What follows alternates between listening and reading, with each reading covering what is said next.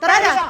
Mau bikin sampai lagi sudah lalu Mau halangnya lagi saya mau dapetin sampai lagi. Seorang oknum anggota Polres Halmahera Selatan, Maluku Utara, berinisial Bribka IDM atau Bribka Iqbal mengamuk dan mencoba kabur dari ruang tahanan Divisi Propam. Ia mengamuk dan mencoba melarikan diri dari sel tahanan Polres Halmahera Selatan. Insiden ini terjadi saat Bribka Iqbal dikunjungi oleh anak dan istrinya. Rekamannya juga diunggah Instagram @fitsgramindo pada Selasa 10 Juni 2025. Setelah pertemuan tersebut, ia keluar dari sel dan berupaya meninggalkan markas Polres. Dalam kondisi emosi, Bribka Iqbal menyatakan keberatannya atas penahanan selama 14 hari yang menurutnya tidak sesuai prosedur dan tanpa kejelasan status hukum. Bribka Iqbal sempat mengamuk dan berniat pulang ke rumah karena penahanan terhadap dirinya itu. Aksi Bribka Iqbal ini direkam oleh istrinya, Nur Hasna Mayau, dan diunggah ke media sosial. Peristiwa ini terjadi pada Jumat 6 Juni 2025 tepat usai salat Idul Adha. Kapolres Halmahera Selatan, AKBP Hendra Gunawan menjelaskan bahwa Bribka IDM sebagai polisi bermasalah dan banyak melakukan pelanggaran pidana dan etik. Dia menjelaskan bahwa Bribka IDM memiliki beberapa riwayat pelanggaran etik, meninggalkan tugas selama 30 hari dan terlibat kasus pertambangan tanpa izin.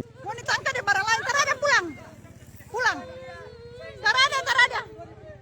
Tarada. Kas keluar. Hari ini Saya Iqbal yang Magasing. atas nama Iqbal yang Magasing merasa Anggota. kecewa dengan Polres Halmahera Selatan sebagaimana saya diduga penyalahgunaan narkotika, tetapi saya ditahan dengan kasus lain. Ini ada apa sebenarnya? Baru persoalannya sudah 2 minggu, 14 hari. Status hukum saya di tidak diperjelas. Tidak ada.